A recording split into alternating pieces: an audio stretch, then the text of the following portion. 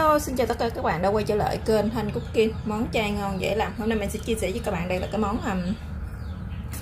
trứng ha, trứng mình chiên nước mắm nè các bạn ha. Mà cái món này là món chay nha các bạn. Các bạn thấy không?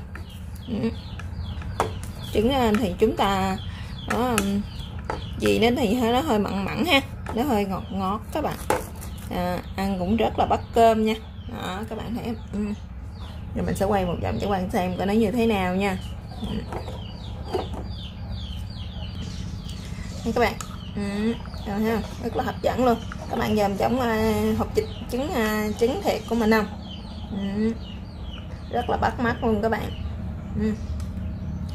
Những nguyên liệu thì chúng ta rất là dễ mua và tìm mua ở tất cả các chợ nha các bạn, như đậu hũ nè, đậu hũ ki nè ha. Thì chúng ta có ở các chợ bán rất là nhiều. Ăn thì nó cũng đậu hũ thì nó cũng ăn cho nó mát đó các bạn. Vậy thì nó hơi béo béo ha, nó thơm của hành với nó hơi cay cay nữa các bạn, ăn rất là ngon. Và các bạn muốn biết mình làm chả trứng chay chiên nước mắm như thế nào thì mời tất cả các bạn sẽ vô bếp làm cùng mình nha. Mời các bạn.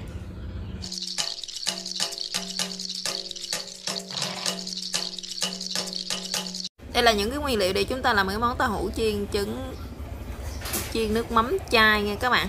Trứng chiên nước mắm chay. Trước tiên thì chúng ta sẽ có đây là 100g tàu hũ ki tươi dạng cọng ha, một miếng đậu hũ trắng ha các bạn, nửa muỗng cà phê màu điều ha, nửa muỗng cà phê muối nè, bột ngọt nè, đường nè, nước mắm chay nha các bạn, và một ít bột nghệ. Đây là cái chén nước mắm chay của mình nè các bạn. Ở đây là bột nghệ ha. Tiếp theo thì mình sẽ có đây là hành với lại ớt. Các bạn nào mà thuần chay không có sử dụng hành với tỏi thì các bạn có thể thay thế bằng hành bô rô nha. Mà tất cả các bạn sẽ vô bếp luôn cùng mình. Trước tiên thì chúng ta sẽ đặt một cái nồi nước lên các bạn, để chúng ta luộc cái phần tàu hũ ki tươi của chúng ta nha. Thì các bạn đặt một nồi nước lên thì các bạn không cần để cho nó sôi đâu. Thì các bạn sẽ đặt một nồi nước lên thì các bạn sẽ bỏ nửa muỗng cà phê muối vào để cho mình. Giờ các bạn bắt cái bếp lên ha, thì các bạn sẽ thả cái phần tàu hũ ki tươi vô luôn để chúng ta luộc nó luôn các bạn. Các bạn luộc cho nó khi nào mà nó nhừ ra là được ha, nó gã cái miếng tàu hũ đó của mình ra là được. Rồi bây giờ mình đã luộc cho nãy giờ được 10 phút rồi nè các bạn ha. Các bạn thấy nó đã gã ra nha ha, thấy không? Nó đã gời gạt cả hết như thế này là được rồi nè các bạn. Thì chúng ta sẽ chắc nó ra nha. Rồi bây giờ nó đã được như thế này thì chúng ta sẽ vớt nó ra, chắc nó ra nha các bạn. Các bạn chắc ra một cái gỗ ha, để chúng ta cho nó thiệt là gõ nước nha các bạn. Rồi chúng ta mới đi mần tiếp tục nha. Rồi tiếp theo thì chúng ta sẽ trong khi đợi cái thằng tàu hũ nó nguội thì chúng ta sẽ đập sắc hành nha. Các bạn sắc cái gốc ra thì các bạn đập cái gốc ra thì các bạn cũng sắc nhuyễn nó ra các bạn. Thì cái lá kế tiếp thì cái lá chúng ta cũng sẽ sắc cho nó thiệt là nhuyễn luôn. Mình lưu ý các bạn nha, các bạn nào mà thuần chay không có ăn hành tỏi thì các bạn có thể thay thế bằng hành bô rô nha. Thì hành thì chúng ta sẽ sắc nhuyễn ra hết. Bây giờ mình đã sắc nhuyễn ra rồi nè, mình sẽ để nó ra một bên.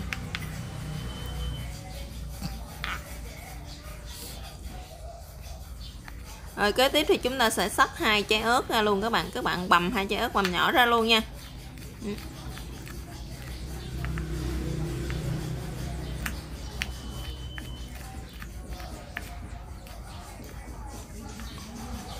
Băm nhuyễn 2 trái ớt ra luôn các bạn.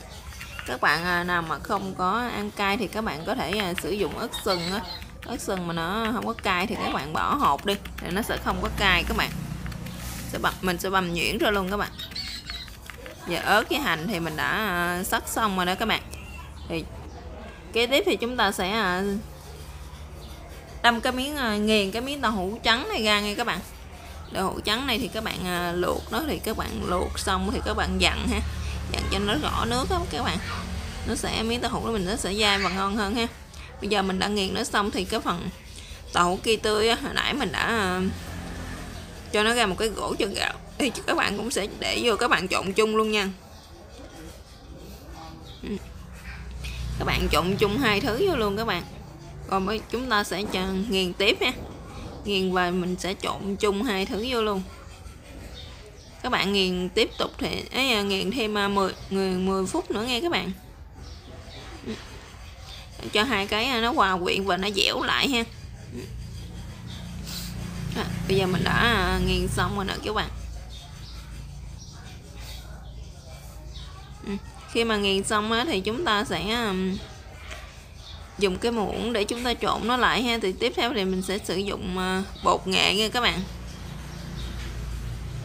Bột nghệ thì các bạn trộn chung đi để tạo cho cái màu nó hơi vàng vàng á, cho nó giống cái trứng ha. Các bạn trộn đều. Lúc này thì mình sẽ không cần nêm nếm gì hết nha các bạn. Để một lát nữa mình còn phải ghim lại với lại nước mắm á, thì nó nếu mà bây giờ thì các bạn trộn với gia vị cho nó vừa ăn á, thì lát nữa nó sẽ mặn á. Rồi bây giờ thì mình sẽ trộn nó đều xong với bột nghệ ha. Bây giờ thì các bạn sẽ cho vào đây 2 muỗng ha, 2 muỗng cà phê bột bắp các bạn. Các bạn có thể cho bất cứ cái lọc bột nào ha, để mình tạo cho cái độ dính của đậu hũ với là nha, cho nó bám lại với nhau các bạn, để một lúc nữa mình chiên á, nó sẽ không có bị gã nha. Thì các bạn trộn đều nó lên, trộn đều nó lên cho nó hết ha. Trộn hết như thế đó các bạn, thì chúng ta sẽ lấy ra một cái khuôn nha. Đây chúng ta để đậu hũ vô. Thì mình lưu ý với các bạn, cái khuôn á thì các bạn sẽ để vào đấy một ít dầu nha. Các bạn tráng một ít dầu đi cho nó đừng có bị dính khuôn các bạn. Các bạn để nó vô thì các bạn ém cho nó xuống nha. Các bạn ém càng chặt thì cái phần đậu hũ của mình một lát hấp ra thì nó càng giãn ngon hơn nha các bạn. Phần chả trứng của mình nó sẽ ngon hơn ha. Bây giờ mình đã ém xong rồi nè các bạn. Tiếp theo thì mình sẽ cho lên đây một ít hành. Các bạn cho hành lên đó thì các bạn cũng sẽ đè nó xuống luôn, ép nó sát xuống các bạn. Các bạn ép nó xuống sát xuống vậy đó, để một lát nữa chúng ta hấp á, nó sẽ không có bị gời gạt ra ha. Ớt thì chúng ta cũng để lên một ít luôn các bạn. Vậy rồi bắt đầu chúng ta sẽ đem đi hấp nha các bạn. Giờ chúng ta bắt một cái nồi nước lên cho nó sôi nha các bạn. Chúng ta sẽ bắt đầu đem đi hấp nha. Hấp cái phần này nè các bạn. Các bạn hấp trong vòng từ 10 đến 15 phút nha, cho nó chín hẳn luôn á các bạn.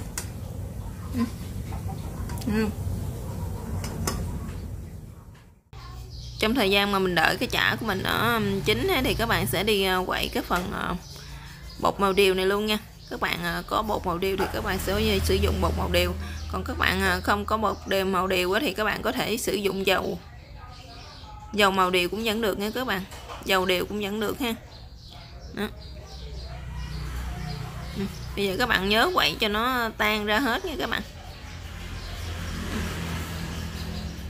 Mình chỉ sử dụng nãy giờ mình hấp ra được khoảng 7-8 phút rồi nè các bạn. Các bạn thấy không?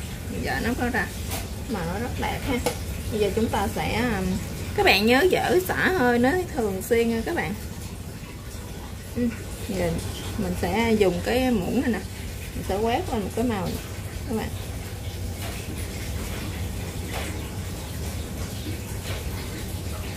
Hoặc là các bạn có cây cọ thì các bạn cũng có thể quét nó lên nha.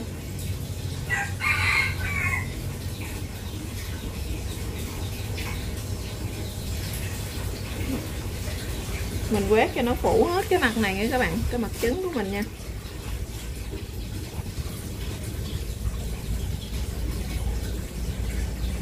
Các bạn có cây cọ thì các bạn sẽ quét dễ hơn ha. Mình ở đây thì không có cây cọ các bạn.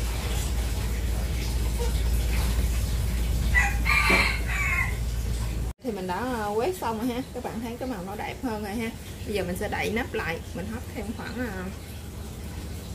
5 phút nữa nha các bạn ha. Rồi bây giờ thì mình đã hấp được 5 phút rồi, giờ mình sẽ dỡ nắp nó ra ha. Mình tắt bếp nha các bạn. Mình tắt bếp và mình sẽ lấy nó ra luôn nha.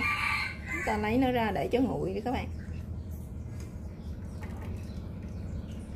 Bạn thấy hấp dẫn. Thì nó đã nguội vậy nè các bạn. Giờ mình sẽ sử dụng một cái dao ha, để chúng ta cắt nó ra các bạn.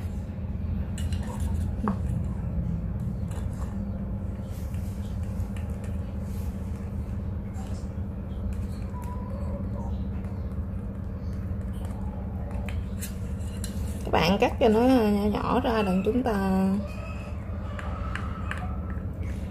chiên cho nó dễ nha, chúng ta lấy lên nó cũng dễ nữa các bạn. Mình sẽ cắt nó ra làm 8.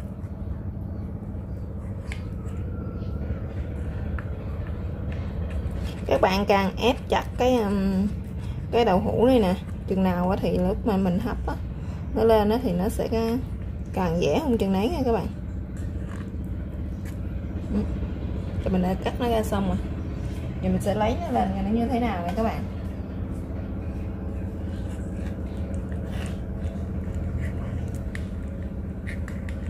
Cái khuôn của mình thay dầu không có nhiều quá các bạn, cho nên nó còn hơi bị dính khuôn này ha.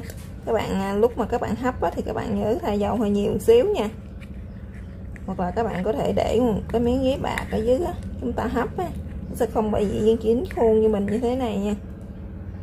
Này các bạn, bạn lấy nó ra như thế này nè, thì bắt đầu chúng sẽ lấy ra như thế này thì chúng ta sẽ bắt đầu đem đi chiên nha. Thì chúng ta đã cắt xong thì chúng ta sẽ bắt lên chảo một cái bếp, một cái chảo nha, để cho chảo nóng thì chúng ta sẽ cho dầu vô nha các bạn. Các bạn cho dầu. Thì bây giờ cái chảo dầu của mình nó đã nóng rồi nè các bạn thấy nó đã bụi bọt lên ha. Chúng ta sẽ cho cái phần cái trứng này, trứng chai này chúng ta chiên sơ nha các bạn. Các bạn chỉ cần chiên cho nó vàng một mặt là được.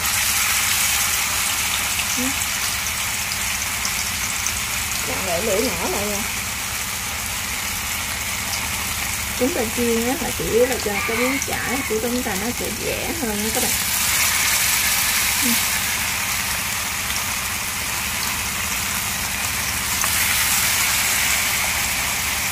Lát nữa chúng ta phải chiên với lại nước mắm lại các bạn.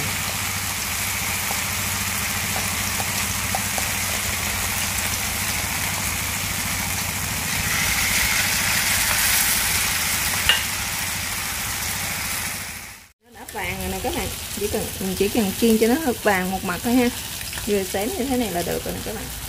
Mình sẽ gấp nó ra ha.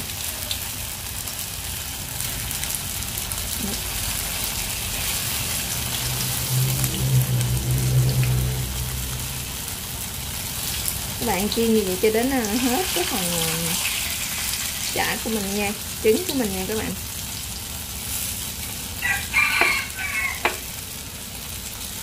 Đã chiên cái phần chả trứng này xong rồi nè các bạn. Giờ tiếp theo chúng ta sẽ làm cái nước mắm nha, để chúng ta chiên để ghim cái này. Các bạn sẽ tận dụng cái chảo hồi nãy mình chiên chả trứng á các bạn. Giờ mình sẽ cho vào đây một ít dầu ha, bạn cho một ít thôi nha. Tiếp theo thì mình sẽ cho nước mắm các bạn. Rồi bây giờ mình sẽ cho nước mắm vào đây nha.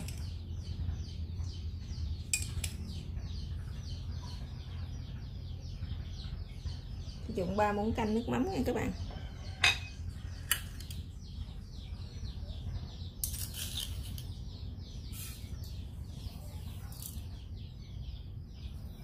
Sử dụng 2 muỗng canh đường ha. Tiếp theo sẽ là bột ngọt các bạn. Mình sẽ sử dụng 1/3 muỗng cà phê bột ngọt đây nha. Tiếp theo mình sẽ cho nước lọc vào đây các bạn.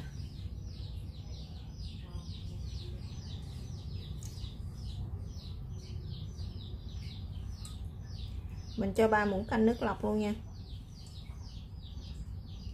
Rồi bây giờ mình sẽ bắt bếp lên. Các bạn bắt bếp lên thì các bạn quậy cho cái phần hỗn hợp này cho nó tan ra nha. Bây giờ tiếp theo thì mình sẽ cho hành vô đây các bạn. Hồi nãy mình xắt á ha, mình sẽ cho vô đây một ít.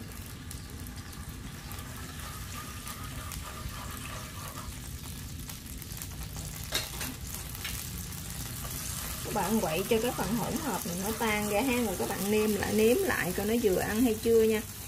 Nếu mà nó vừa ăn thì thôi, còn nếu mà nó chưa có vừa ăn thì các bạn có thể nêm lại gia vị ha. Nó cũng đã sệt kẹo lại nè các bạn, mình nêm lại thử coi nó vừa ăn hay chưa nha. Gì thì khẩu vị gia đình mình đã vừa, còn khẩu vị gia đình các bạn như thế nào thì các bạn có thể gia giảm gia vị theo tùy ý của mỗi gia đình ha. Giờ mình sẽ cho cái phần trứng này vô nè các bạn.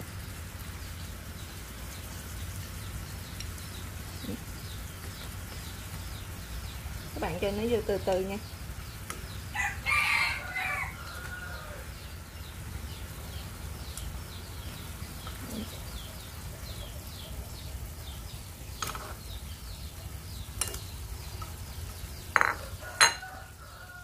Rồi thì các bạn để cho nó thấm hết gia vị vô đây nha các bạn, cho nó rút hết gia vị vô đây ha, là được đó các bạn.